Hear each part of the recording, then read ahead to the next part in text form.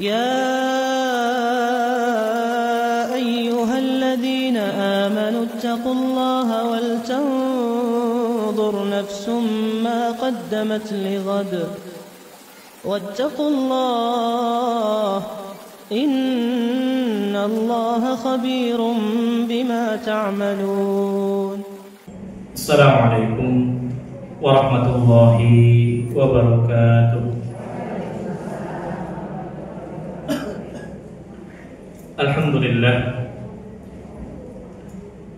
Alhamdulillah wa kafa, wassalatu wassalamu ala rasulina Mustafa wa ala alihi wa ashabihi ahli sidqi wal wafa wa tabi'ina wa man bihudahum iktafa.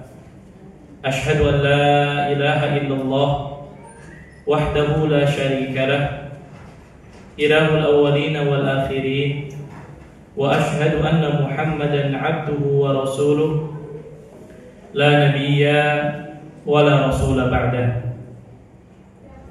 Ma'asyiral muslimin rahimani wa rahimakumullah, ibu-ibu, para ummahat yang semoga senantiasa dimuliakan oleh Allah. Alhamdulillah, segala puji hanya milik Allah. Kita senantiasa bersyukur kepadanya atas segala limpahan nikmat serta karunia yang Allah Subhanahu wa ta'ala senantiasa anugerahkan kepada kita, sehingga alhamdulillah pada pagi hari ini kita masih diberikan kesehatan, kesempatan, waktu luang, dan juga keberkahan umur untuk kita bisa duduk bersama, belajar bersama di majelis ilmu yang mudah-mudahan senantiasa dimuliakan oleh Allah Subhanahu wa ta'ala. Salawat dan salam semoga senantiasa terlimpahkan kepada suri tauladan kita, baginda Nabi sallallahu alaihi wasallam, kepada keluarganya, para sahabatnya, serta orang-orang yang senantiasa istiqomah dalam mengikuti sunnah dan ajaran beliau hingga akhir zaman. Kita memohon kepada Allah Subhanahu wa ta'ala, mudah-mudahan duduknya kita di majelis ilmu ini menjadi salah satu sebab Allah Subhanahu wa ta'ala mudahkan langkah kita menuju surga Allah Subhanahu wa ta'ala. Dan kita memohon kepada Allah, mudah-mudahan Allah Subhanahu wa ta'ala senantiasa menganugerahkan kepada kita ilmu yang bermanfaat, dan kita dimudahkan oleh Allah untuk bisa mengamalkan ilmu yang kita dapatkan. Allahumma anfa'na bima 'allamtana wa 'allimna ma yanfa'una wa zidna ilma. Allahumma inna nas'aluka ilman nafi'an wa rizqan thayyiban wa 'amalan mutaqabbalan.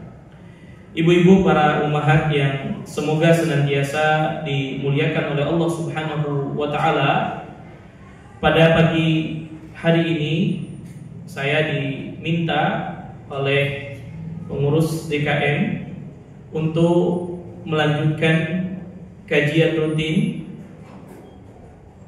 yang selama ini disampaikan oleh Al-Ustaz Qasim Al-Ba'dani hafizahullah ta'ala, yaitu membahas kitab Umdatul Mar'ah, yaitu sebuah kitab yang berisikan kumpulan 100 hadis yang berkaitan dengan para wanita, di mana qaddarallahu ma syafa'al, beliau hafizahullah ta'ala ada udzur dan juga ada kegiatan ya yang satu dua hal yang sehingga beliau tidak bisa melanjutkan kajian kitab ini di masjid ini, sehingga saya diminta untuk melanjutkan kajian rutin tersebut, maka tentu kita memohon kepada Allah mudah-mudahan kita semua dimudahkan untuk mendapatkan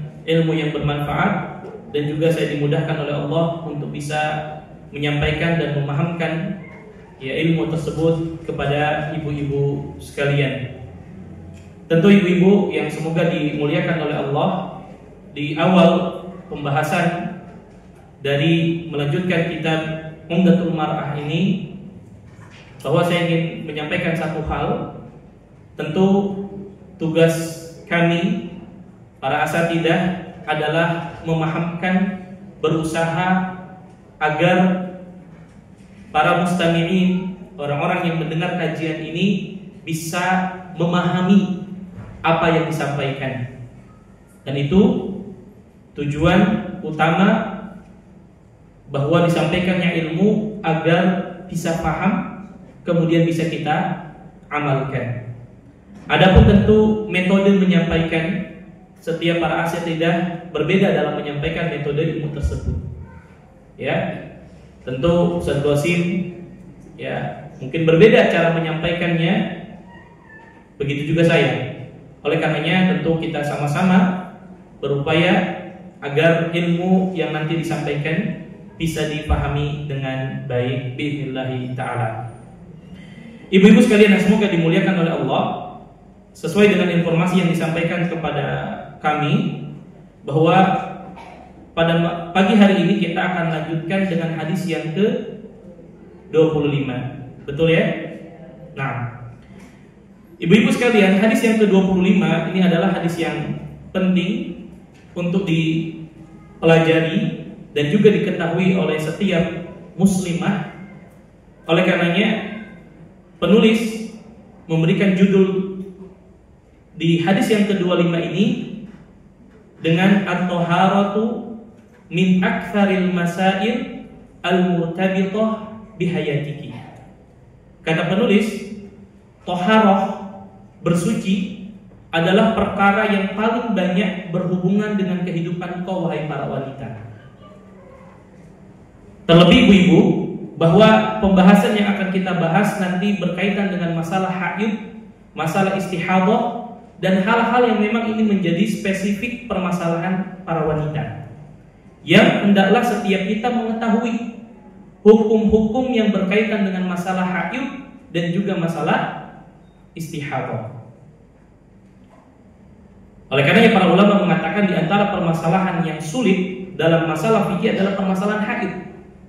Ini dijelaskan oleh para ulama. Terlebih hal ini banyak juga tidak diketahui hukumnya oleh para wanita. Ya. Oleh karenanya kata penulis, oleh karenanya jangan sampai kalian tidak memiliki ilmu tentangnya.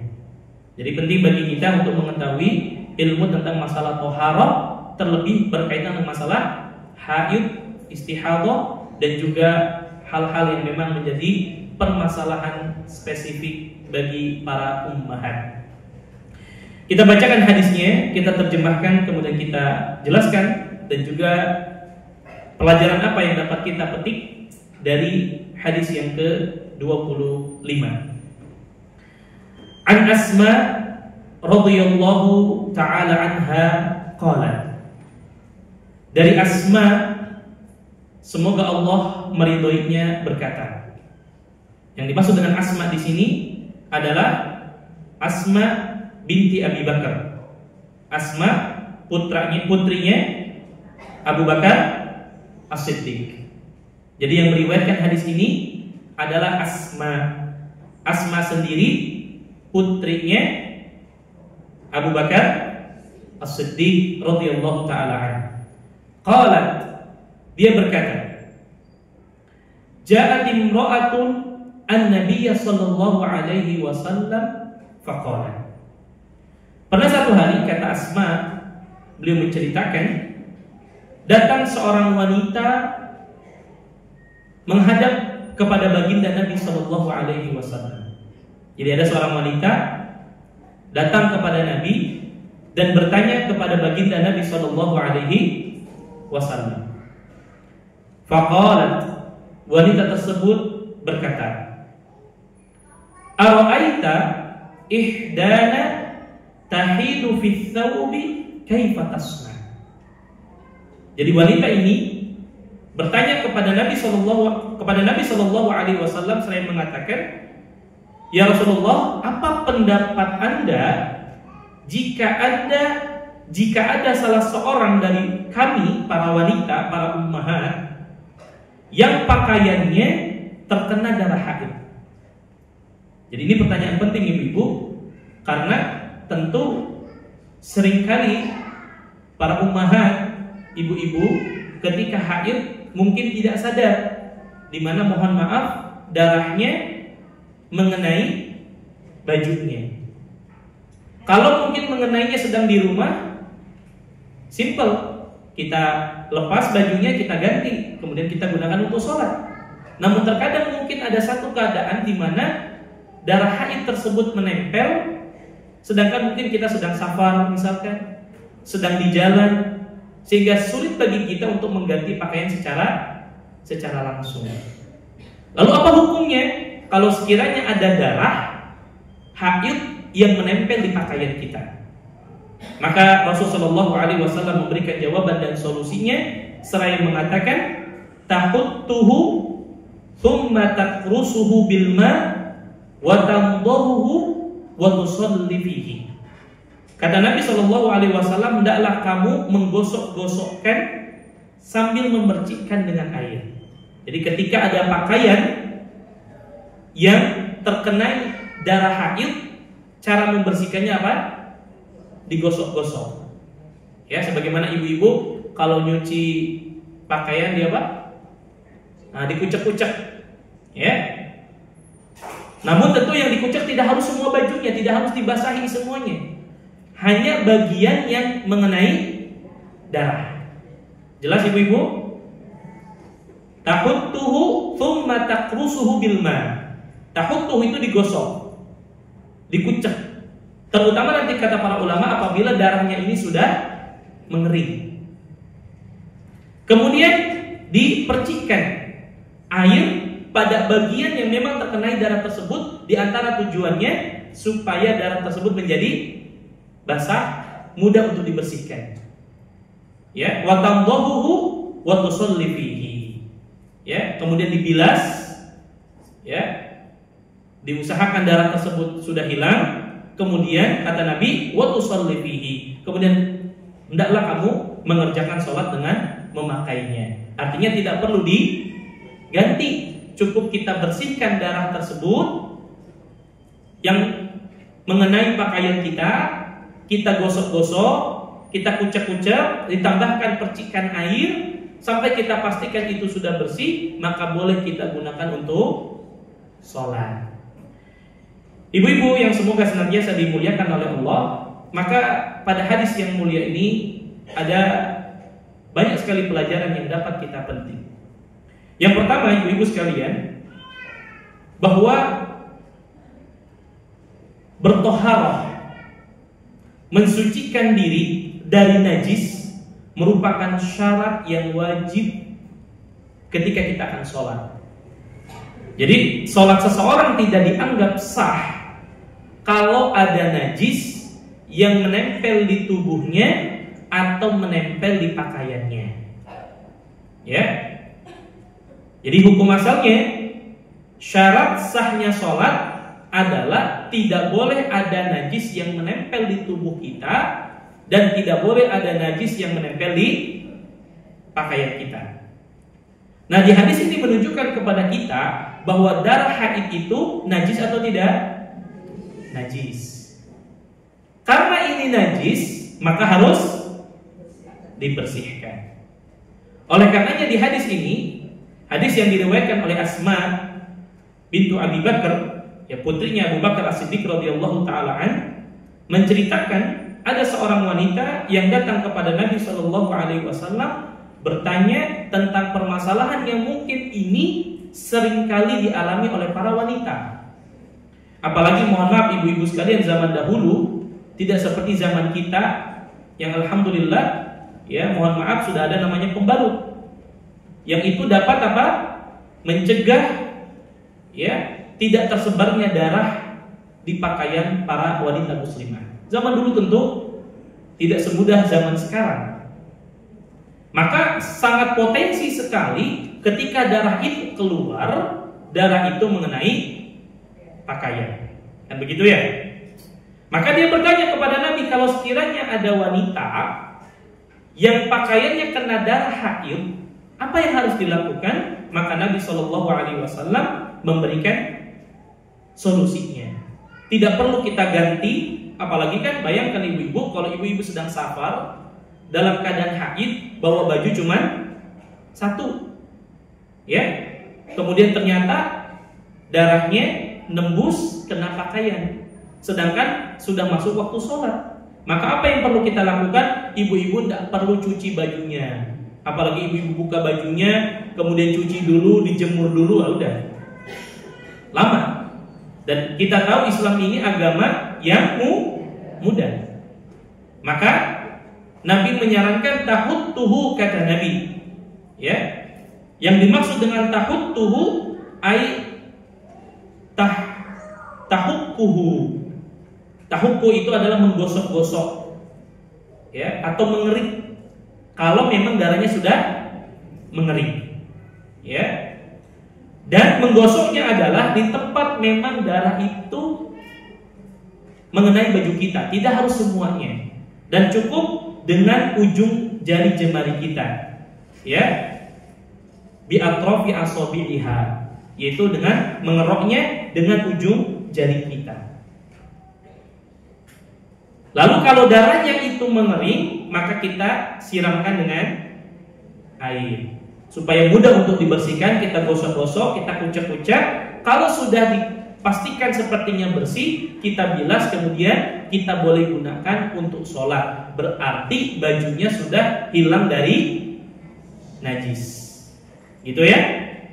Lalu Ustaz, bagaimana kalau sekiranya karena mungkin agak banyak Ustaz, sehingga agak sulit dibersihkan? Maka kata para ulama, kalaupun itu masih ada sisa sedikit, ya, yang memang sulit untuk dibersihkan, maka tidak masalah. Ini menunjukkan yusrus syariatil islamiyah, mudahnya syariat Islam. Ya, kadang-kadang mungkin ada satu keadaan di mana darahnya banyak, susah untuk dibersihkan sekali. Tugas kita adalah berusaha untuk memastikan bahwa darah tersebut sudah hilang. Kalaupun masih ada sedikit, ya, terluput dari kita, maka itu tidak masalah. Jelas ibu-ibu? Nah, ini faidah yang pertama, bahwa cara membersihkannya adalah dengan menggosoknya atau mengeriknya ketika memang darah ini sudah mengering. Kemudian faidah yang kedua, jawazus su'alil mar'ah anil amri alladhi yastahya minhu wala yu'addu dzalika 'aiban wala yunkaru 'alaiha.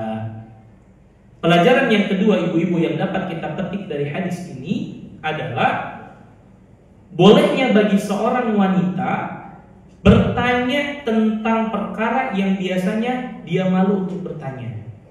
Lihat ibu-ibu, di hadis ini wanita ini bertanya tentang masalah darah haid, yang memang hukum asalnya pertanyaan ini adalah pertanyaan yang mungkin tabu untuk ditanyakan. Karena mohon maaf, darah haid adalah darah yang berkaitan dengan wanita, terutama di daerah sensitifnya. Maka kalau ini mau ditanyakan, sejatinya ini pertanyaan yang malu untuk ditanyakan. Ya.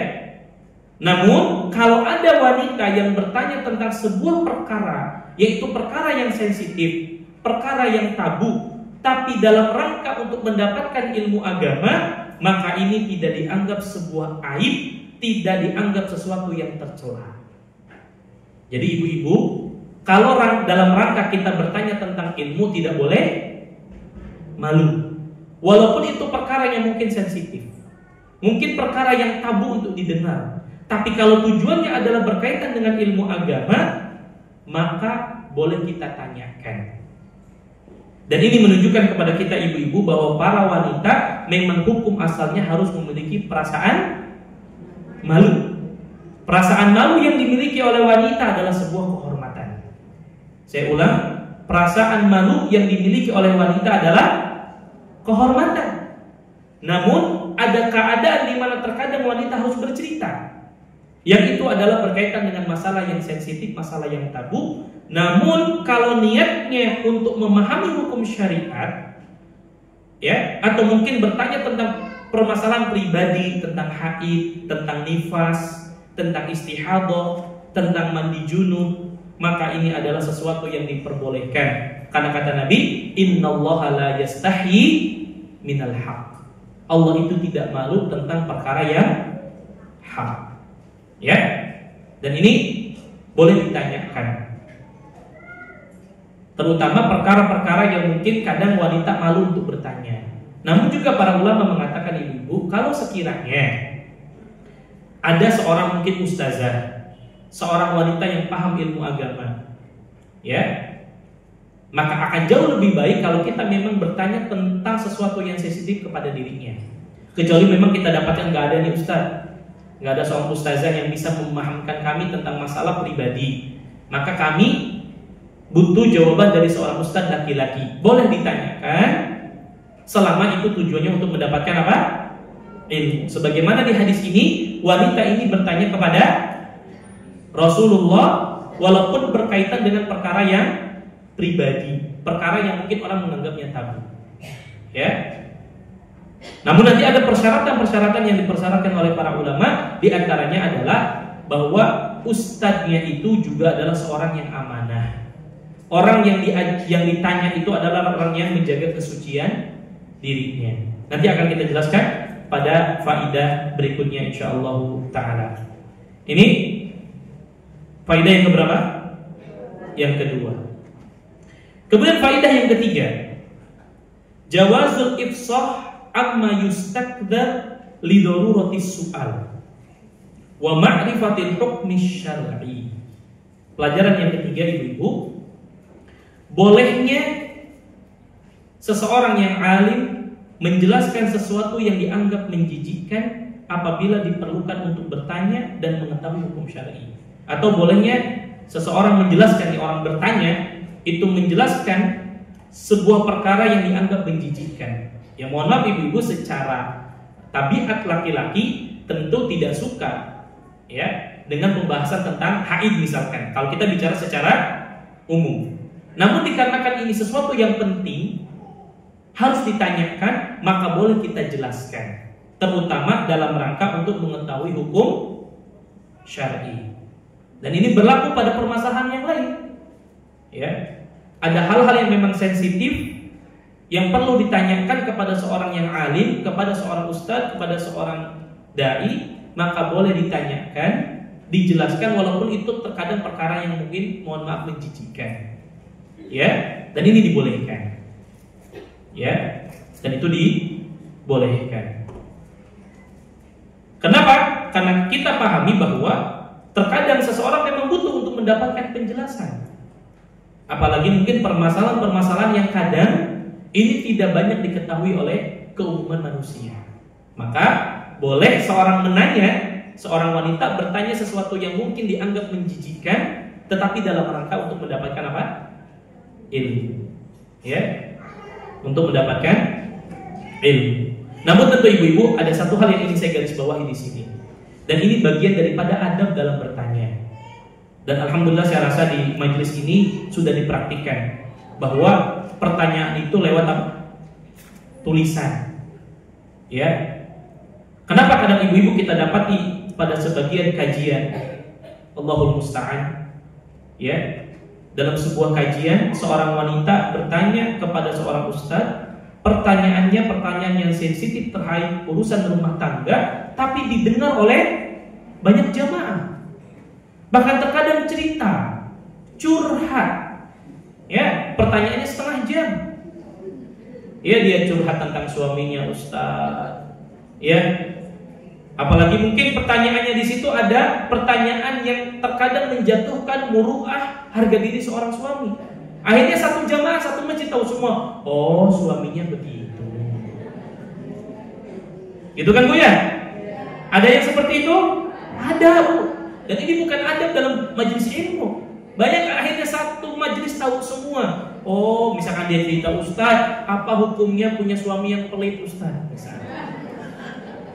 Satu majelis tahu semua. Oh, berarti selama ini suaminya pelit. Subhanallah. Jatuh sudah harkat martabat suaminya di depan semua jamaah. Ya. Ada lagi nanti curhat, Ustaz, bagaimana hukumnya ya kalau punya suami yang tidak memberikan nafkah baik lahir ataupun batin. Hanya orang tahu semua. Itu boleh dilakukan ibu-ibu kalau memang pertanyaannya ditanyakan, misal seorang ummahat bertanya ya lewat istrinya, Ustaz, boleh enggak kami karena ada permasalahan penting, kami ingin bertanya secara langsung, mungkin didampingi oleh istrinya Ustaz. Baru di situ boleh dia bertanya, dia curhat kepada Ustaz yang amanah, yang nanti akan kita jelaskan pada poin berikutnya. Itu boleh. Tapi kalau sekiranya di majelis ilmu, tidak perlu curhatnya panjang-panjang, apalagi secara langsung.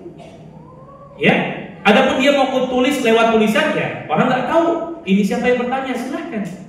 Tapi jangan bertanya secara langsung pada majelis ilmu yang di situ banyak orang mendengar pada permasalahan yang sensitif, pada permasalahan yang pribadi. Dan ini majelis ilmu. Lebih mirisnya lagi, sudah bertanyanya secara langsung, disiarkan secara live, bahkan direkam kemudian disebarkan di media sosial. Allahumma musta'an. Ya. Habis itu nanti ya, suaminya balas lagi di kajian khusus bapak-bapak. Ya, Ustaz, apa hukumnya punya istri yang mulutnya nggak bisa jaga misalnya. Akhirnya nggak benar, akhirnya apa? Niat menuntut ilmu rusak rumah tangga. Akhirnya di rumah saling berantem. Ini penting buku ya. Ini penting. Makanya lihat di sini kita diajarkan adab yang ketiga.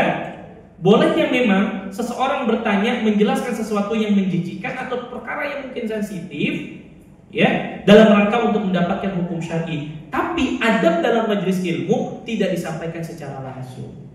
Apalagi itu aib rumah tangga misalkan. Ya. Kalaupun lewat tulisan silahkan, tidak masalah. Dan juga tidak perlu ditulis, Buya, kalau tulisan Assalamualaikum Ustaz, nama saya Fulana, nama suami saya Fulan, saya ada masalah seperti Ustaz, tidak perlu. Ya, ini adab dalam bertanya dan adab dalam majelis ilmu.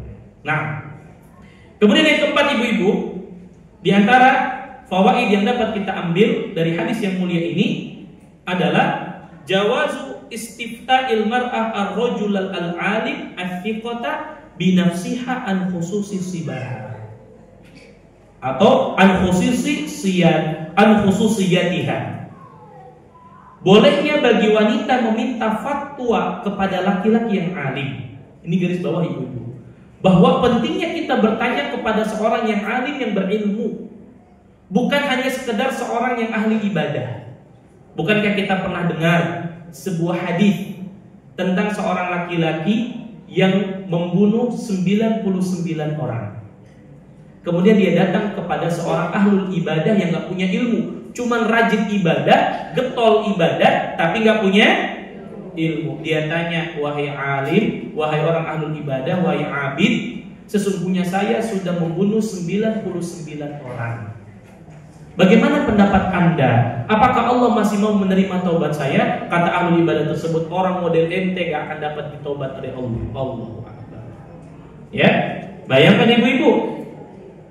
Ya, dia katakan orang macam Anda sudah membunuh 99 orang, Allah gak terima taubat model Anda. Akhirnya gak terima, dibunuhlah genap jadi 100 orang. Ini salah dalam bertanya. Seringkali seseorang bertanya kepada orang yang hanya semangat tapi tidak punya ilmu. Sehingga apa jawabannya nanti? Ngau. Jawabannya bukan solusi, malah jadi mudarat. Makanya dikatakan di sini bolehnya seorang wanita meminta fatwa kepada laki-laki yang alim. Syaratnya alim. Namun yang kedua adalah thiqah, terpercaya. Ini juga pilih-pilih ibu-ibu, jangan sampai kita bertanya tentang urusan rumah tangga, urusan yang memang pribadi, urusan yang memang sensitif, nanya kepada orang yang mohon maaf gak bisa jaga amanah. Ya, sehingga apa? Urusan pribadinya diceritakan sama orang lain. Subhanallah. Ya. Jadi harus alim, juga harus apa? Thiqah, terpercaya mengenai hal-hal yang khusus yang berkaitan dengan dirinya. Jadi ini penting.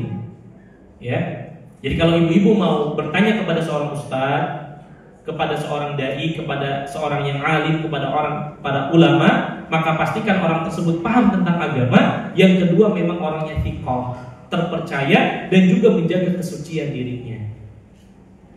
Kemudian ada satu hal penting ibu-ibu yang ingin saya juga garis bawahi, dan ini bagian juga adab dalam bertanya dan menuntut ilmu kepada seorang ustadz, kepada seorang yang alim, kepada para ulama. Ibu-ibu sekalian, kalau tadi saya katakan adab bertanya di majelis ilmu, juga ada adab lain bertanya di luar majelis ilmu. Ya, kalau mau bertanya, ya, tentu ibu-ibu, apalagi kalau ustadznya, kiainya, ulamanya sudah punya istri, maka juga harus dijaga adabnya. Saya ingin garis bawah ini penting ibu-ibu sekalian. Ibu-ibu, sesoleh apapun seorang ustadz, sesoleh apapun seorang ulama, tetap dia manusia biasa. Yang dia punya perasaan, dia juga punya syahwat. Ya, maka kalau mau bertanya, jangan langsung nyari nomor ustadznya. Ini penting bu. Tanya dulu, nomor siapa? Istri ustadznya. Tanya, ustadz, ya, mohon maaf. Kalaupun dia bertanya langsung, ustadz, mohon maaf, saya mau nanya, apakah saya bisa nanya langsung atau lewat istri ustadz? Kalau bisa lewat istri ustadznya, sehingga nanti ustadznya, istri ustadznya akan mengirim pertanyaannya kepada ustadz, sehingga yang komunikasi adalah antara akhwat dengan akhwat. Ini kadang, mohon maaf ibu-ibu sekalian, mohon maaf, terkadang berapa banyak kasus terjadi berawal dari bertanya tentang agama terlebih dahulu. Lama-lama dia curhat kepada ustadznya. Ustadz, mohon maaf, saya punya suami di rumah, jarang kerja ustadz. Ustadz, saya di rumah begini. Akhirnya lama-lama cerita tentang urusan rumah tangganya secara berlebihan. Ibu-ibu sekalian ingat, seorang ustadz juga laki-laki, yang mereka juga punya perasaan. Ada perasaan yang harus dijaga di rumahnya. Dan ini penting ibu-ibu dalam bertanya. Kalaupun dia mau datang secara langsung, misalnya ustadz kami mau datang langsung, ya sampaikan, ustadz kami datang dengan suami, misalkan saya datang dengan mahram, ustadz saya datang ditemani, mohon nanti ustadz ditemani oleh istri. Ini masya Allah bagian daripada Islam sangat menghormati hak-hak seorang wanita dan hak seorang laki-laki.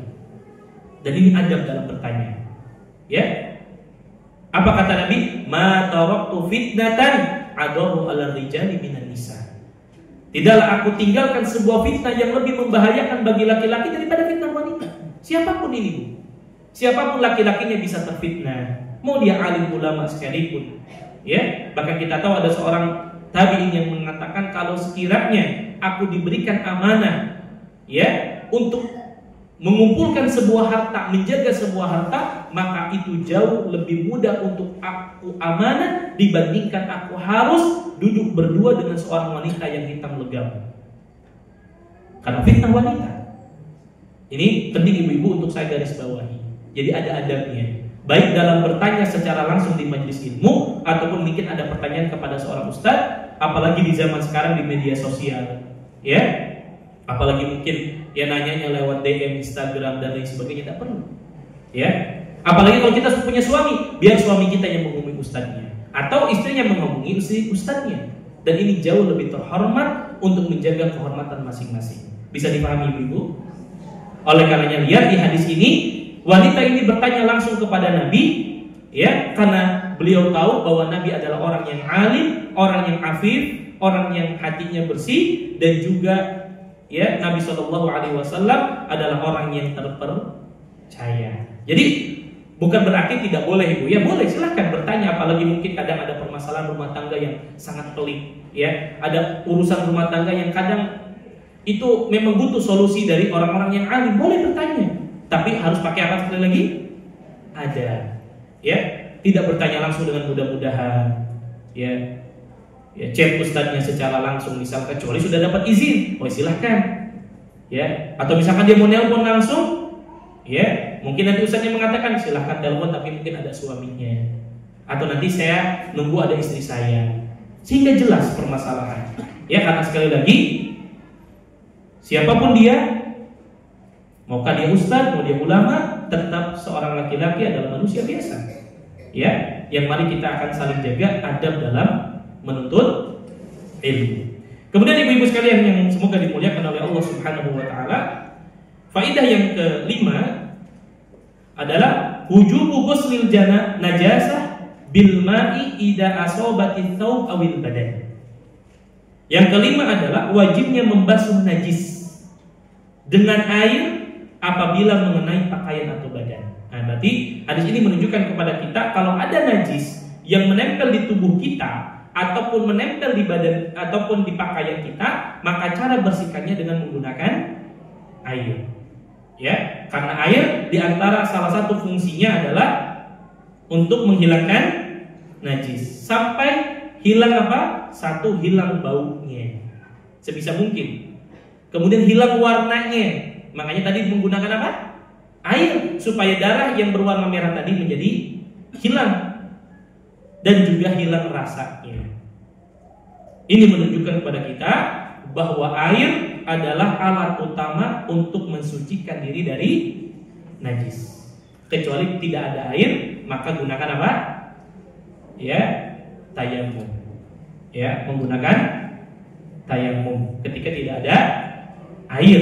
Atau ya, misalkan ibu-ibu nih, walaupun ini permasalahan yang lain, tapi dalam mengambil faidah, ya, karena ini banyak juga tidak diketahui ibu-ibu ya. Misalkan ibu-ibu sama suami sama keluarga lagi jalan-jalan ke Eropa misal, atau nggak usah jauh-jauh Eropa lah, misalkan ibu-ibu mau pergi umroh di musim dingin kayak gini bu, kayak bulan-bulan ini lagi musim dingin ya.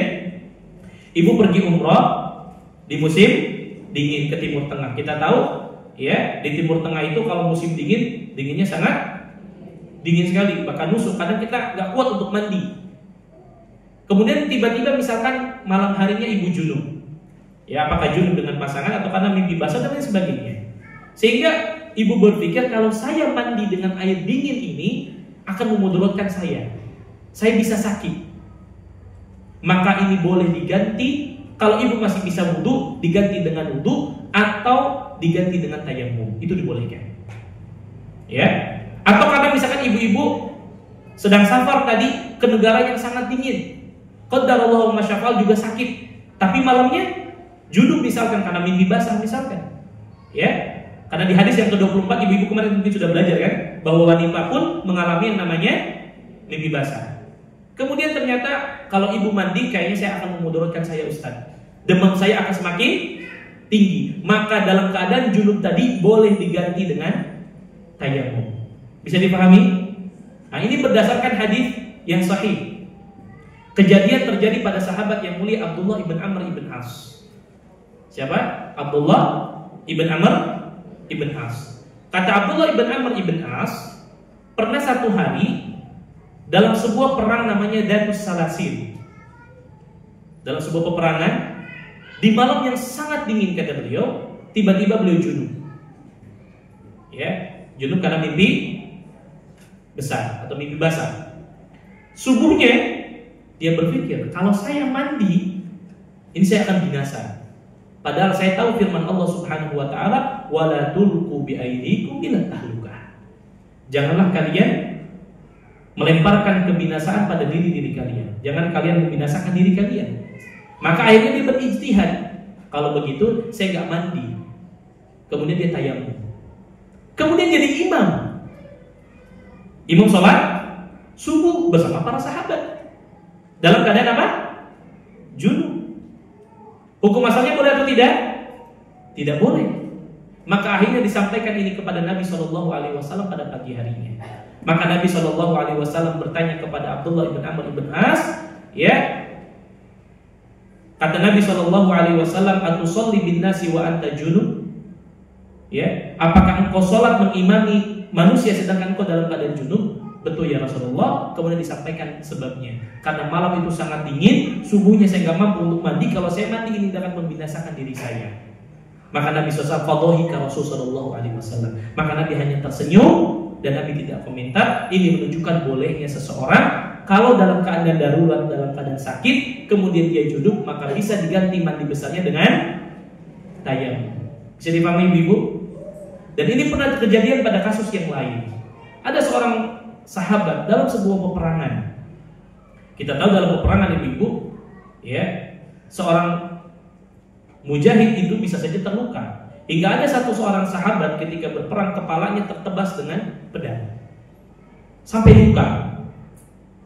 Sehingga biasanya kalau orang luka boleh kena air atau tidak? Enggak boleh. Qadarallahu ma syaa, malamnya junub. Dia berpikir bahwa saya harus tetap mandi. Akhirnya dia bertanya kepada seorang sahabat, minta fatwa, bagaimana pendapat engkau? Saya ini dalam keadaan kepala saya apa? Luka. Sedangkan saya junub, apakah saya harus mandi? Kata sahabat, iya harus mandi. Karena kalau orang junub cara membersihkannya harus dengan mandi besar. Akhirnya sahabat tersebut mandi kemudian meninggal dunia.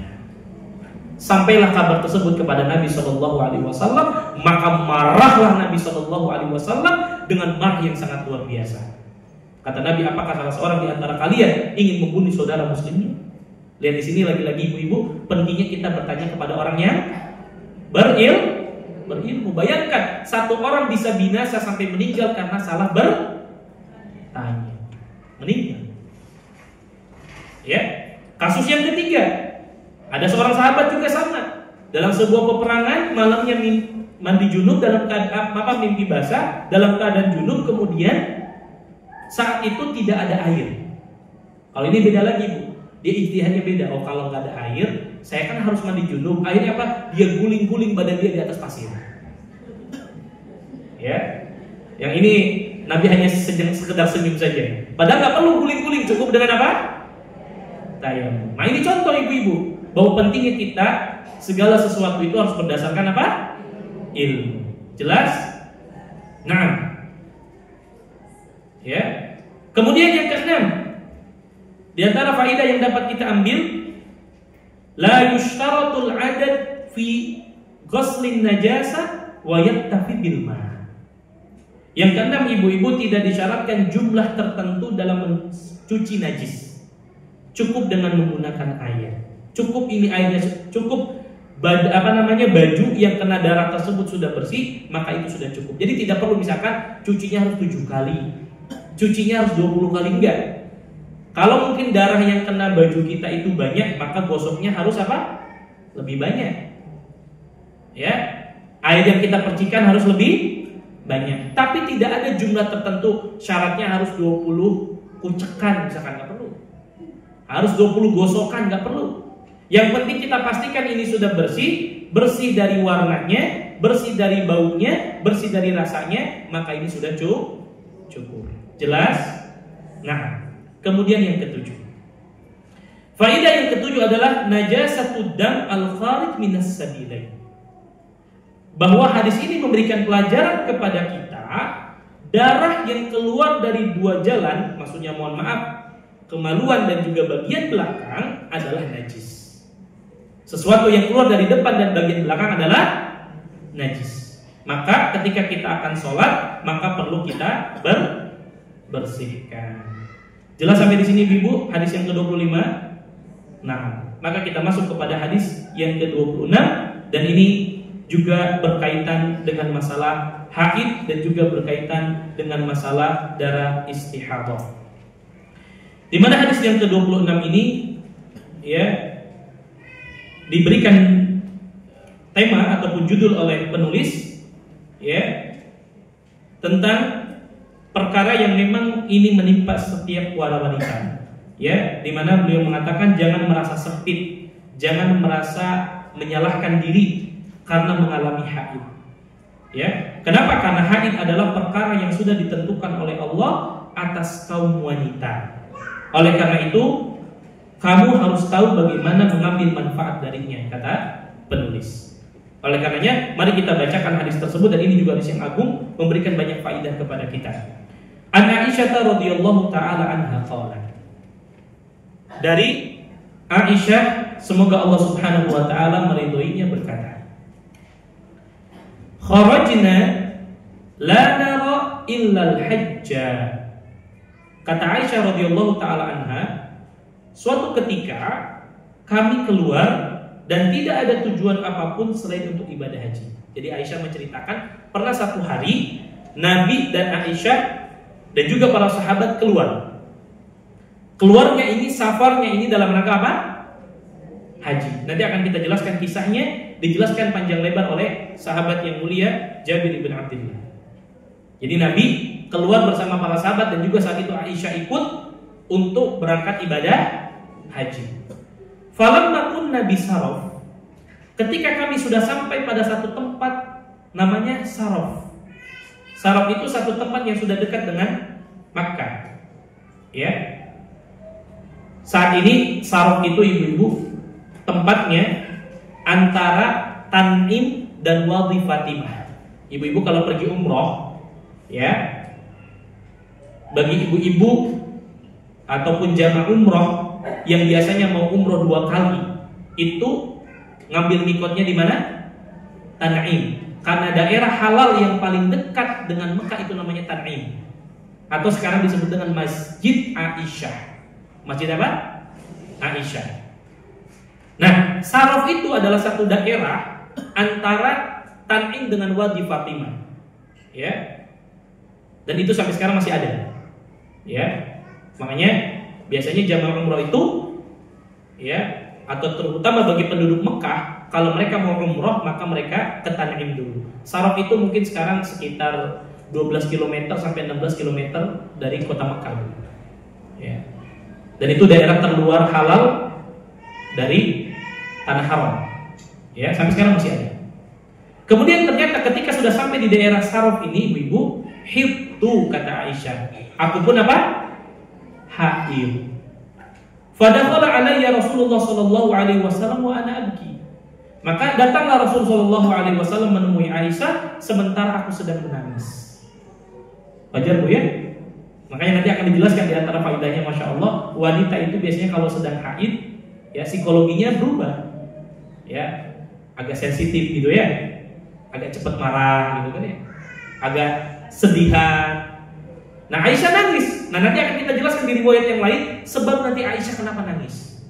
Tapi lihat di sini ibu-ibu sekalian, betapa kita dicontohkan oleh Nabi SAW, betapa sayang dan cintanya Nabi kepada Aisyah. Nabi tanya, "Malaki anufisti? Ada apa dengan engkau wahai Aisyah?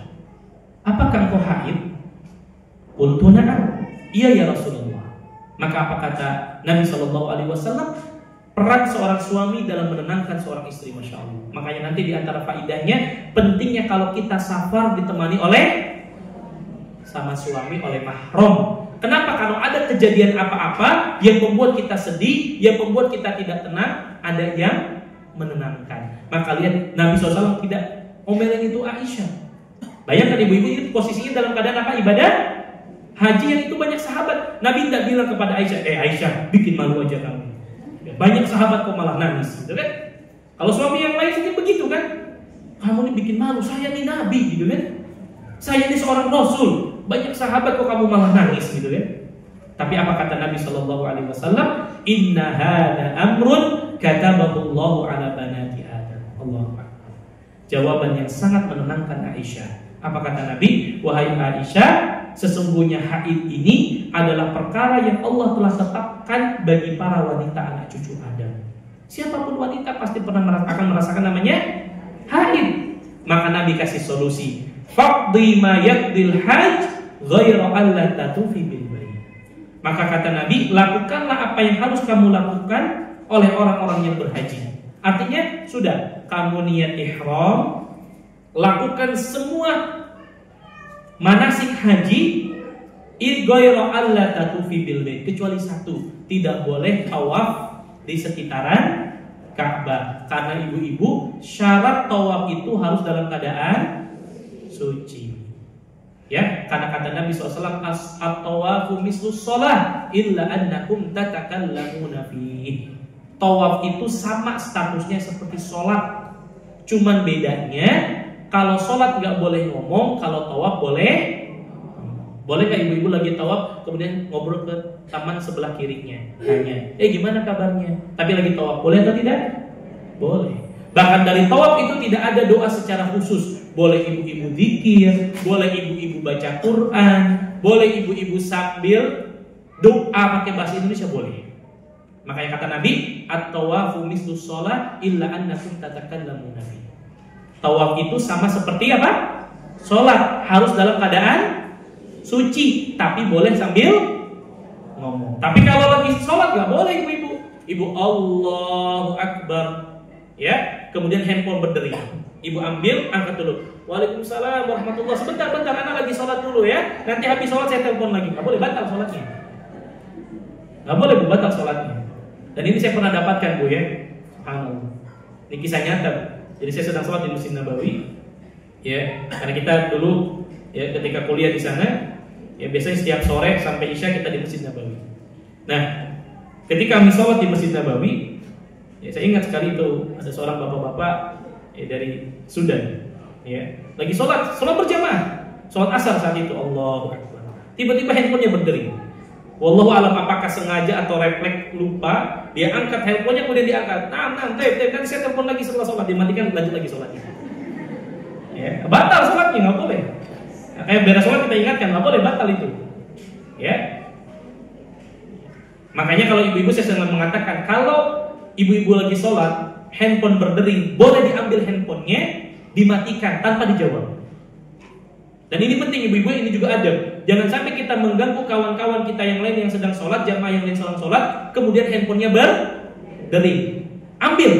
Ustaz, handphone saya ada di depan, nggak apa-apa. Ibu ngelangkah sebentar, ambil, nggak apa-apa. Itu tidak membatalkan sholat. Karena kata para ulama, gerakan-gerakan di luar sholat yang di situ ada maslahat, boleh kita lakukan. Bayangkan ibu-ibu. Iya, kalau cuma nada deringnya cuma ringtone aja. Ini Masya Allah, nada dering, kemudian nada deringnya dangdutan. Di masjid muncul suara dangdutan, dan itu pernah terjadi sekali lagi ibu-ibu. Ya, mohon maaf, ini pernah terjadi juga di Masjid Nabawi. Ya. Dan ini salah satu yang saya ingat sekali, sampai-sampai saya Hudaybi saat itu, imam masjidnya marah luar biasa. Bayangkan ibu-ibu, kita lagi sholat hening-heningnya, ya di sholat di Masjid Nabawi, tiba-tiba berdering handphone jamaah umroh orang Indonesia, dan itu musik. Bayangkan Bu, dan dia diamkan lagi, nggak diangkat. Nah ini saya ingin sampaikan ibu-ibu ya, seringkali ini terjadi di masjid-masjid, handphonenya masih berdering, didiamkan. Boleh kita ambil kemudian kita matikan, tapi tidak boleh diangkat. Jelas ibu-ibu? Jelas. Baik, ibu-ibu sekalian yang semoga dimuliakan oleh Allah Subhanahu wa taala, ya. Dari hadis yang mulia ini ada beberapa pelajaran penting yang dapat kita ambil, ya. Nah, sebelum kita ambil faidah tadi, ya, qalat Aisyah berkata, wa dhaha Rasulullah sallallahu alaihi wasallam an nisaihi bil baqar, ya.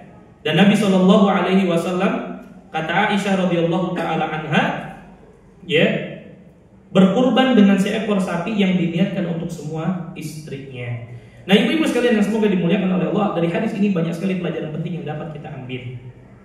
Di mana terlebih dahulu saya akan ceritakan kisah yang diceritakan juga oleh sahabat yang lain tentang kejadian ini secara singkat, ya. Jadi ibu-ibu sekalian, saat itu kita tahu Nabi Shallallahu Alaihi Wasallam sedang melaksanakan ibadah haji bersama para sahabat, dan juga yang saat itu yang hadir siapa? Aisyah radhiyallahu taala anha. Ya. Maka ketika mereka sudah sampai di satu tempat yang namanya Saraf, tadi Saraf itu salah satu tempat antara Tan'im dengan Wadi Fatimah. Ya, kurang lebih jaraknya itu sekitar ya 12 sampai 16 km lah saat ini. Ya, ke kota Makkah. Ya. Nah, ternyata sudah sampai di Saraf ini, ternyata Aisyah haid. Nah, singkat cerita ibu, ternyata yang membuat Aisyah itu sedih adalah kenapa dia sampai menangis? Karena saat itu para sahabat yang lain, ya, yang pergi haji bersama Rasul, mereka sudah melakukan banyak manasik. Ya, disebutkan dalam riwayat yang lain bahwa Nabi di kisah ini hajinya dengan haji ifrad. Karena kita tahu ya haji itu ada 3 Bu ya, haji tamattu, ifrad sama qiran. Nah itu saya tidak akan definisikan. Ada kesempatan kali ini karena panjang sekali. Namun dijelaskan oleh para ulama bahwa saat itu Nabi berhajinya dengan haji ifrad. Ada sebagian yang para sahabat hajinya dengan tamattu, sehingga sebagian ada yang sudah tawaf, ada yang sudah sa'i, kemudian mereka sudah tahallul, tinggal mereka nunggu pada tanggal 8 Dzulhijjah, ya di hari Tarwiyah, untuk ihram kembali untuk pergi ke Mina dan juga Arafah. Nah, itulah yang membuat akhirnya Aisyah bersedih. Nah, Aisyah berpikir bahwa yang lain sudah melaksanakan manasik haji, ya, dan juga manasik umroh, sedangkan saya tidak bisa karena saya dalam keadaan haid. Maka itulah yang membuat akhirnya Aisyah radhiyallahu taala anha menangis, sedih. Dan lihat ibu-ibu, ternyata sedihnya Aisyah itu karena apa? Dia berpikir banyak keutamaan yang tidak bisa saya dapatkan. Karena mungkin yang lain sudah tawaf, yang saya sudah sa'i, yang lain sudah melakukan amalan-amalan manasik haji, sedangkan saya nggak bisa. Jadi Masya Allah, ini menunjukkan kepada kita sedihnya Aisyah karena didasari dengan perkara agama. Dia berpikir ini banyak keutamaan yang tidak bisa saya dapatkan, sehingga dia bersedih. Maka datanglah Nabi SAW untuk menenangkan. Kemudian nanti singkat cerita, akhirnya Nabi ditemani untuk tawafnya oleh adiknya, yaitu Abdurrahman. Baik. Itu cerita cukup panjang sebetulnya karena hadis ini banyak sekali riwayatnya ibu-ibu tentang kisah hajinya Aisyah kemudian haid di satu tempat namanya Saraf. Maka ada beberapa pelajaran penting ataupun faidah yang dapat kita petik dari hadis ini. Yang pertama, annal haidha maktubun ala jami'i banati Adam. Bahwasannya haid itu adalah perkara yang sudah ditetapkan, perkara yang sudah ditakdirkan oleh Allah atas seluruh anak Adam, anak wanita Adam. Artinya ibu-ibu, suka tidak suka, wanita itu kalau sudah masuk usia balik pasti haid. Nah ibu-ibu, ini satu pelajaran penting yang ibu bisa ajarkan kepada anak-anak. Ibu-ibu yang nanti mau punya anak masuk usia balik, kemudian nanti dia kaget, Bu, kok keluar darah di saya? Nah, di sini adalah pendidikan masa puber. Ibu yang harus menjelaskan, oh iya nak, itu namanya haid. Wanita kalau masuk usia balik itu namanya haid. Haid itu begini loh nah. Kalau kamu haid, kamu apa-apa nggak boleh nggak sholat, bla bla bla bla bla. Kita jelaskan hukumnya. Masya Allah, ini akan nilai pahala buat ibu-ibu. Kadang mohon maaf ibu-ibu, kadang ada anak-anak kita yang tidak dijelaskan permasalahan yang seperti ini sehingga dianggap tabu. Kadang orang tua menganggap ini nggak perlu dijelaskan sama anak. Nanti akhirnya anak cari sendiri, cari informasi sendiri, nyari di internet, nyanyi temennya. Iya kalau dia dapatnya yang benar. Kalau dapat infonya yang salah. Nah maka ini penting ibu-ibu ya. Kalau ibu-ibu nanti punya anak yang masuk usia balik apa? Ajarkan ini namanya haid. Nah, haid itu seperti ini, seperti itu. Hukumnya seperti ini, seperti itu. Masya Allah. Ini akan jadi nilai pahala bagi ibu-ibu yang mengajarkan. Dan kita ingatkan anak-anak kita. Nah, semua anak wanita yang masuk usia balik pasti haid. Ini sudah ketentuan Allah.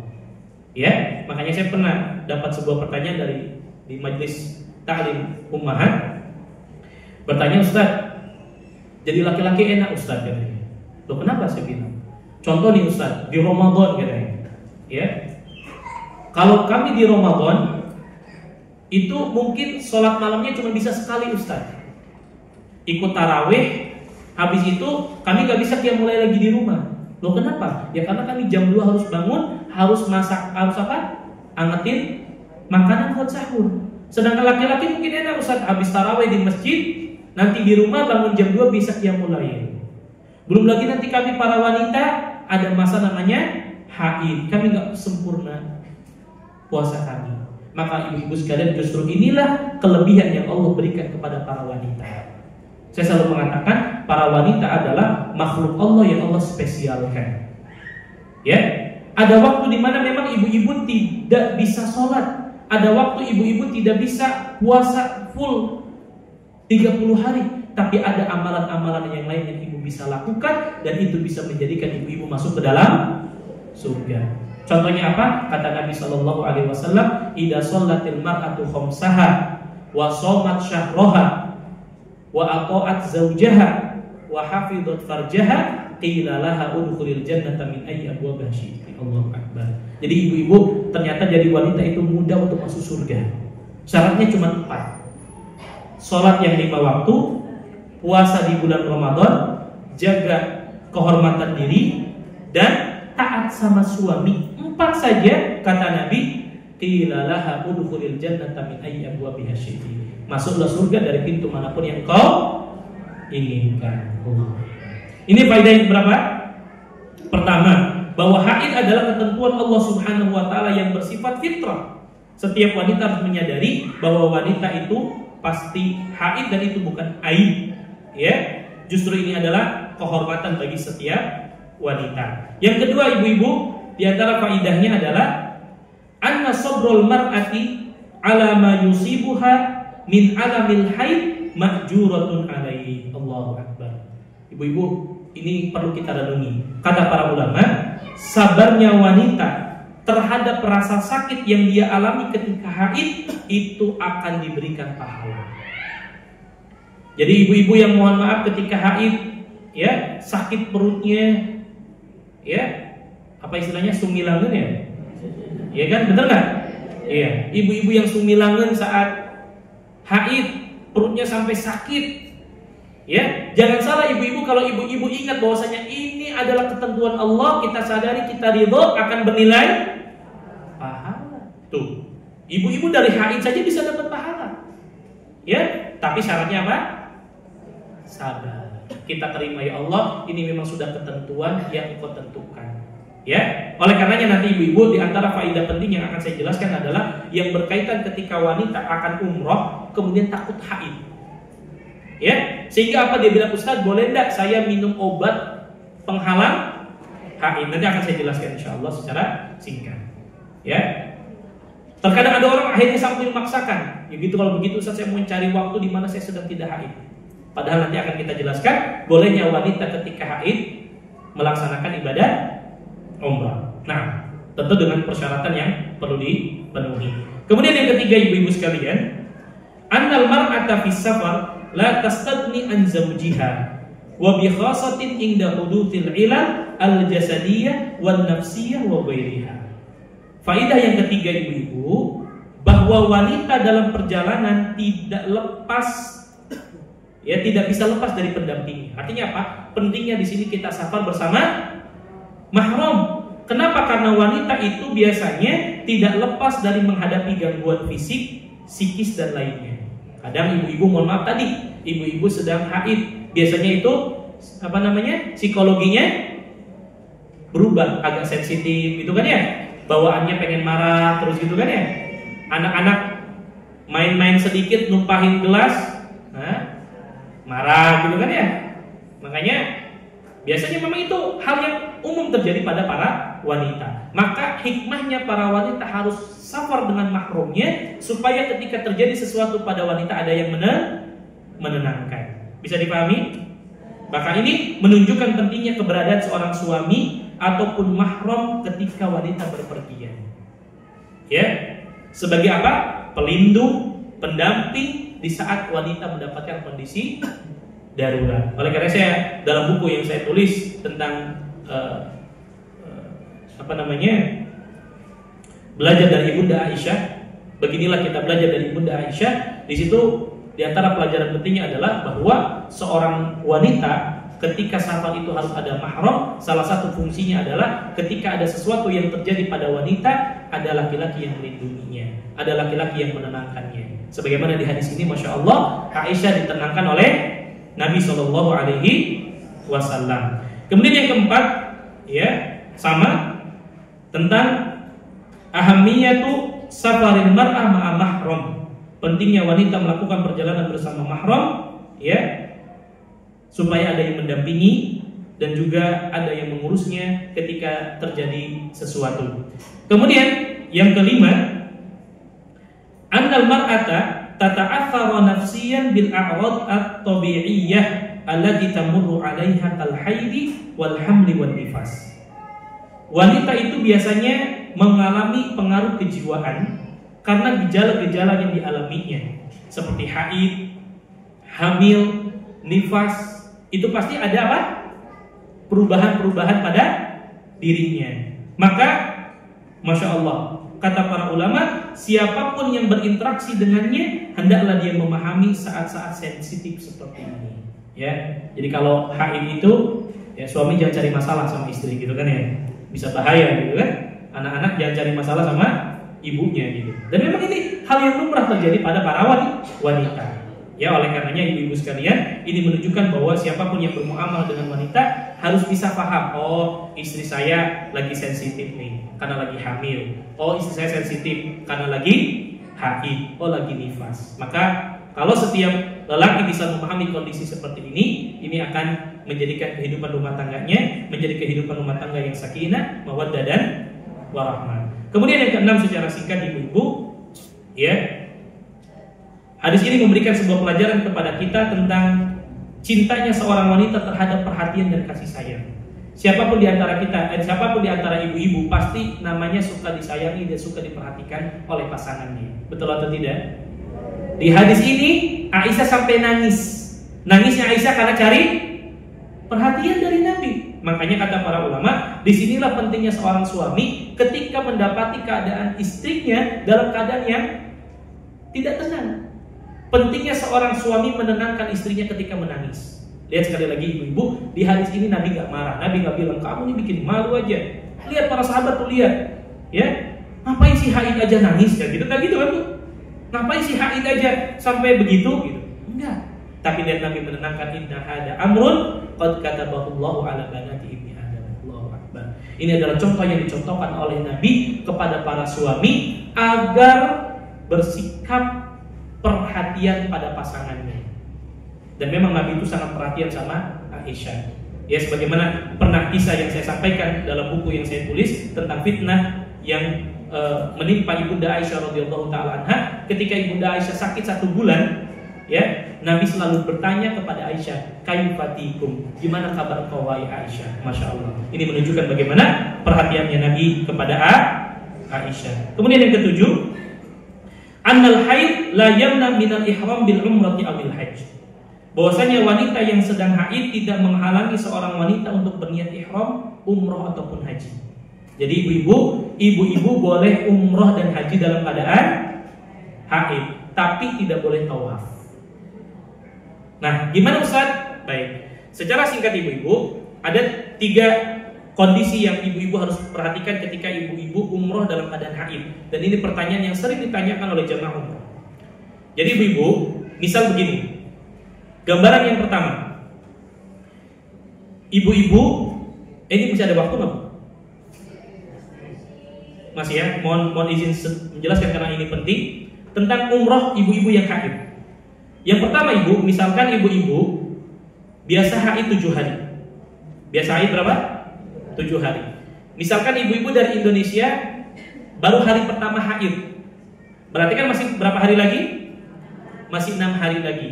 Misalkan ibu-ibu sesuai jadwal itinerary-nya dari Indonesia ke Mekah dulu, landingnya di Jeddah.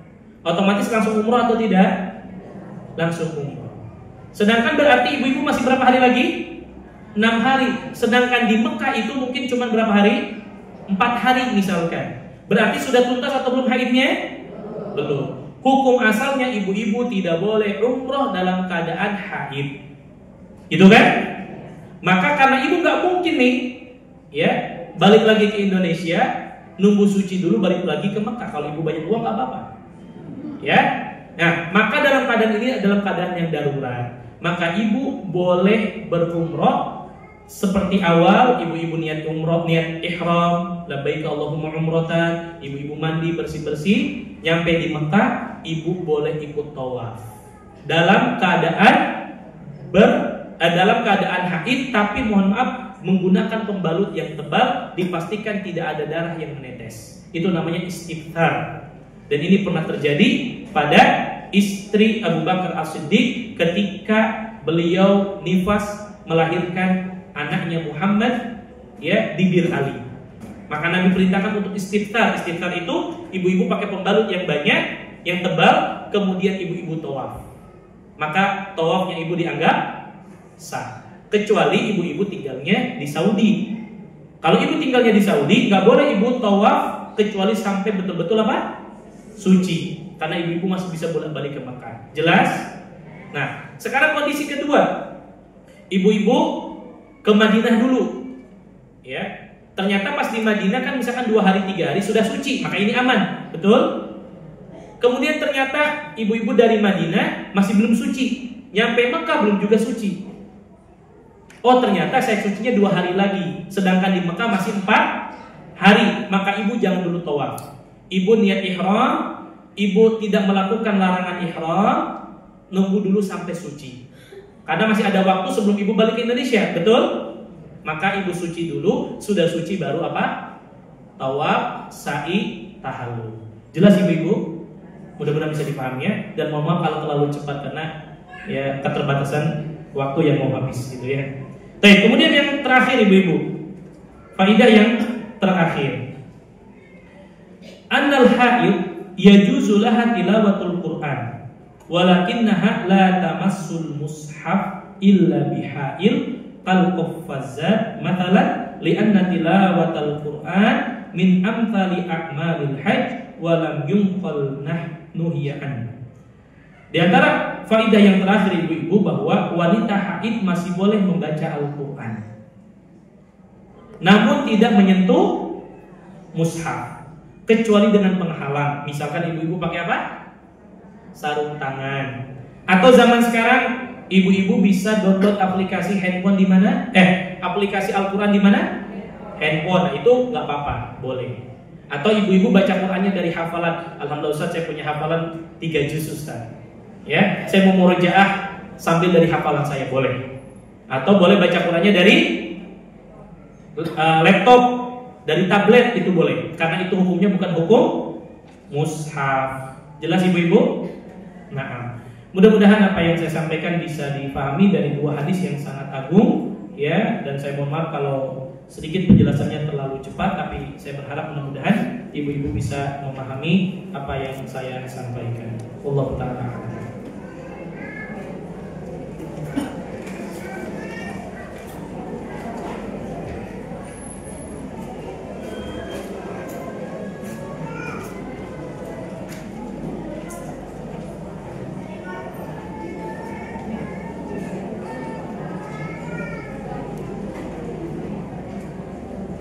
Baik. Ini ada pertanyaan. Assalamualaikum Ustaz, izin bertanya, bolehkah saya ikut kajian orang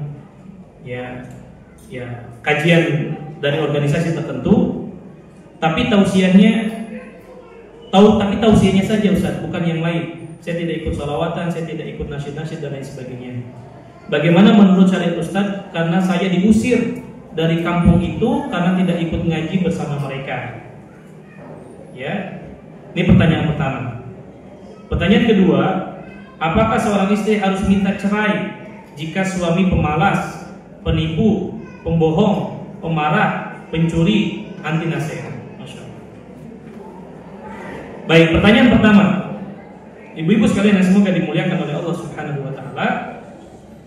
Yang pertama ingin saya ingatkan terlebih dahulu bahwa belajar ilmu agama tentu kita memperhatikan kepada siapa kita mengambil ilmu. Karena kata para ulama mengatakan inna hadzal ilma dinun fanzuru amman ta'khuduna dinakum. Sesungguhnya ilmu ini bagian daripada agama, maka lihatlah dari siapa Anda mengambil agama. Maka dari hal ini tentu para ulama memberikan penjelasan bahwa pentingnya kita mencari ilmu kepada orang-orang yang memang satu, tadi sudah kita sebutkan, orang yang berilmu, orang yang bisa menjaga kesucian dirinya, dan juga orang yang amanah. Dan tentunya akidah dan manhajnya adalah orang-orang yang lurus. Itu hukum asalnya. Dan tidak boleh kita mengambil ilmu dari orang yang akidahnya rusak, ya, pemahamannya rusak dan lain sebagainya. Karena itu dapat membahayakan agama kita. Makanya tadi sudah sebutkan beberapa contoh ketika seorang bertanya berguru kepada orang yang tidak berilmu, itu akan membahayakan mereka. Lalu bagaimana dengan kondisi seperti ini Ustaz? Maka tentu dilihat maslahat dan mudarat. Kalau sekiranya dengan kita tidak duduk di mereka, ini dapat memudaratkan kita. Padahal mungkin kita bisa ya sekedar duduk hanya dengar kajiannya saja, maka wallahu taala alam, kalau memang itu dalam rangka untuk meminimalisasi ya kemudaratan yang lebih besar, silahkan. Ya, tapi tentu kalau di situ ada kemungkaran, maka tidak perlu kita ikuti. Kemudian yang kedua, kalau sekiranya yang diajarkan berkaitan dengan akidah yang menyimpang, maka jangan diikuti. Ya. Dan ya tentu sesekali saja kita hadir. Ya. Untuk apa? Meminimalisir tadi mudarat yang lebih besar. Kenapa? Karena tadi bahwa terkadang ya kita duduk di majelis ilmu yang mengajarkan akidah yang tidak benar, pemahaman yang tidak benar, ini juga akan membahayakan diri kita. Namun kalau di situ masih ada maslahat, ya tentu yang disampaikan kajiannya benar, kajian yang disampaikan ilmu, kajian yang disampaikan dari Allah dan Rasulnya, maka silahkan. Ya, apalagi tadi kalau kita tidak sampai dulu di situ, kita diusir dari kampung, tentu ini mudarat juga.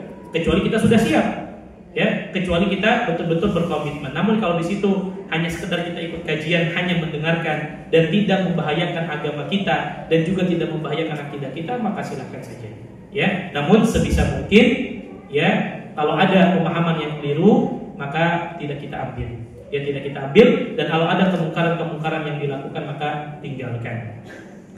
Wallahu ta'ala alam. Kemudian pertanyaan kedua, Ustaz, apakah seorang istri harus meminta cerai jika suaminya pemalas, penipu, pembohong, pemarah, pencuri dan lain sebagainya? Hukum asalnya ibu-ibu sekalian tentu tidak boleh seorang istri meminta cerai kepada seorang suami. Itu hukum asalnya dan itu terlarang.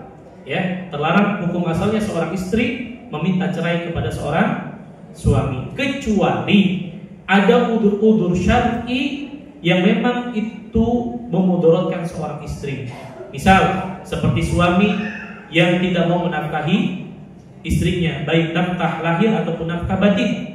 Ya, suami yang selalu mengajarkan kemungkaran kepada istrinya, suami yang berlaku dengan cara yang kasar, KDRT, main pukul, main tangan, ya, maka hal ini boleh dilakukan dengan mengajukan khulu ke pengadilan, ya, dan sampaikan udzur-udzurnya, maka itu dibolehkan ketika memang kita tahu di situ ada mudarat yang besar, ada hak-hak seorang istri yang tidak ditunaikan. Namun hukum asalnya kalau tidak ada udzur, tidak ada kesalahan, tidak ada hal yang mendasar dalam syariat, suami istri tidak boleh meminta cerai kepada seorang suami. Haram hukumnya dan terlaknat.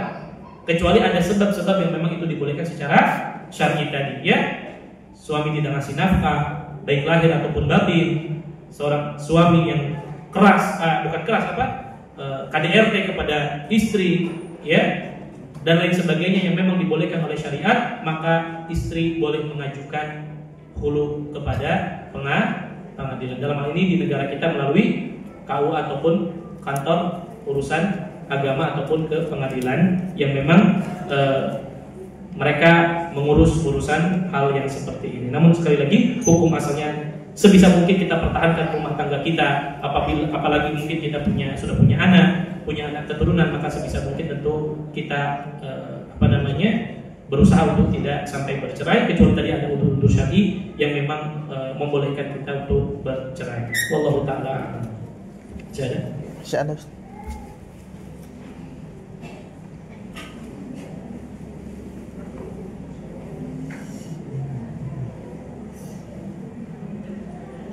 Ustaz, apabila seorang mengenakan niqab saat berniat ihram karena lupa, apakah sah umrohnya atau hajinya? Apakah kena dam?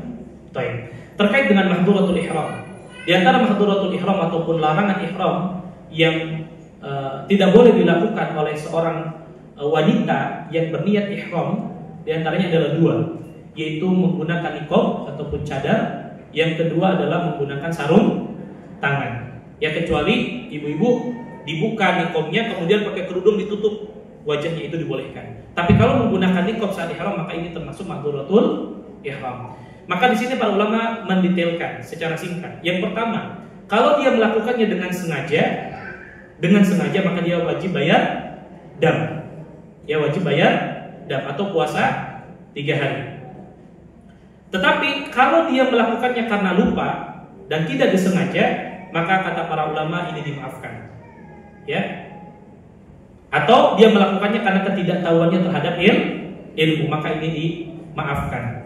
Ya, namun yang melakukan dengan sengaja, maka ini harus membayar dam. Namun sebagian pendapat yang lain mengatakan, kalaupun dia lupa sebagai bentuk kehati-hatian, maka dia juga boleh untuk membayar dam. Ya, namun kalau dia lupa, memang tidak tahu sama sekali atau lupa, ya nggak sengaja, maka ini dimaafkan. Namun kalau ingin lebih tenang, kalau memang supaya dalam bentuk kehati-hatian, maka juga boleh dengan membayar dam. Wallahu taala a'lam.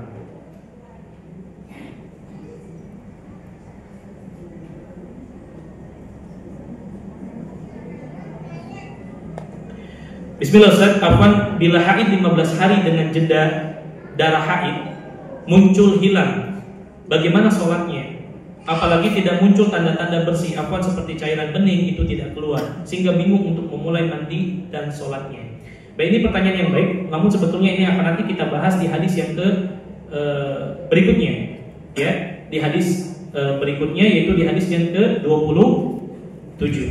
Insya Allah nanti akan kita bahas, ya, karena supaya nanti nyambung, dan insya Allah saya simpan pertanyaan ini sebelum nanti kita bahas hadis ke-27, nanti akan saya ulang kembali, karena memang nanti pembahasan terkait dengan pertanyaan yang ditanyakan akan kita bahas di hadis yang ke-27.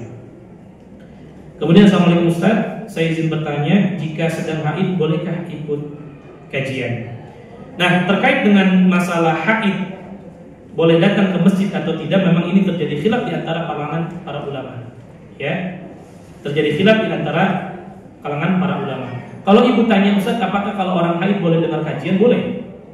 Yang jadi khilaf adalah apakah boleh masuk masjid atau tidak. Itu yang akan jadi permasalahan. Kalau ibu dalam keadaan haid boleh dengarkan kajian, boleh. Ya, apalagi ibu misalkan dengarkannya di rumah live streaming misalkan. Ya, atau ya dengarkannya di luar misalnya. Nah, yang khilaf itu adalah terkait dengan bolehkah seorang wanita haid itu berada di masjid. Dan ini terjadi khilaf di antara kalangan para ulama, sama seperti bolehkah seorang wanita haid itu iktikaf di masjid. Maka ada dua pendapat dalam hal ini. Pendapat pertama mengatakan bahwasanya wanita haid ya tidak dibolehkan berada di masjid. Sebagaimana para wanita juga tidak boleh beriktikaf di masjid. Ya. Pendapat kedua, sebagian mengatakan boleh. Namun Allah Ta'ala alam, memang pendapat yang lebih kuat dalam hal ini, wanita haid ya tidak berdiam diri di masjid. Itu jauh lebih berhati-hati. Lalu bagaimana Ustaz? Tetap saya pengen dapat keutamaan, silakan bisa dengarkan kajiannya misalkan di bagian luar, ya, atau misalkan bisa streaming di YouTube misalkan. Itu jauh lebih maslahat. Walaupun ada sebagian pendapat yang membolehkan. Wallahu ta'ala a'lam. Itu kiranya yang dapat saya jawab. Tinggal satu pertanyaan tadi, insya Allah mohon maaf saya akan jawab di pertanyaan di kajian berikutnya, karena memang nanti berkaitan dengan hadis yang ke-27 bi'idnillahi ta'ala. Wallahu ta'ala alam. Itu yang dapat saya sampaikan pada kesempatan kali ini. Mudah-mudahan bermanfaat. Wassallallahu ala nabiyina Muhammad. Kita tutup dengan doa kafaratul majlis. Subhanakallahumma wa bihamdika asyhadu an la ilaha illa anta astaghfiruka wa atubu ilaik. Wassalamualaikum warahmatullahi wabarakatuh.